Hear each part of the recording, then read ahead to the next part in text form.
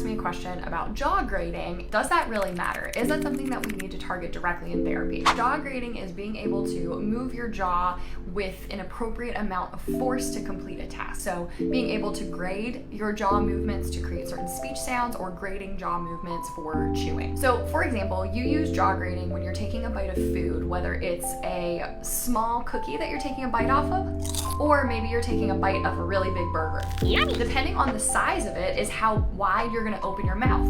The bigger you open your mouth, the more force that you're going to be able to push down. If a child has decreased jaw strength or decreased endurance, they're going to want to lean on opening their jaw all the way for every single bite of food so that they can generate the most force behind it. However, jaw grading in and of itself is not always something that's a problem or that needs to be targeted directly. For example, some children will open their mouth really, really wide for every bite of food because they have a visual impairment. So they'll just open their mouth all the way to provide a bigger target to go in. Think about this when somebody is offering you a bite of something. If they pick up the piece of food on the fork and come at you with it, a lot of the times you're gonna open your mouth a lot bigger than you need to as well to provide them a bigger target. In those cases, I'm not as worried about the jaw grading as long as they can still manage and functionally chew and swallow the food. Having difficulty with the precision of jaw movements in between all the way open or all the way shut is similar to when we're trying to do a push-up. Now, I'm gonna use this as an example because recently I've been trying to get myself back to being able to do like even a single push-up. I am able to hold myself in an all the way extended position,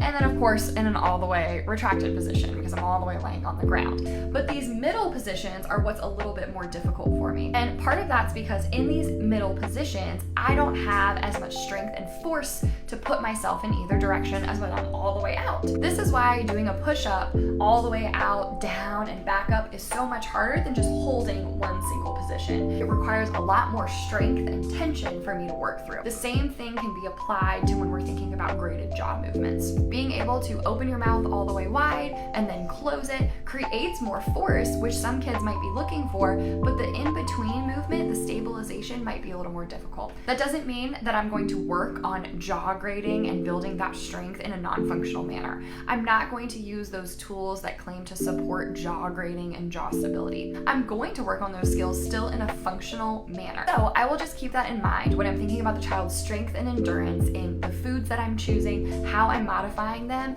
and how we are going to progress in building their chewing skills over time. So all in all, jaw grading is something for us to think about, but don't overthink it. Consider it within the context of the whole child and make sure to advance using task-specific exercises.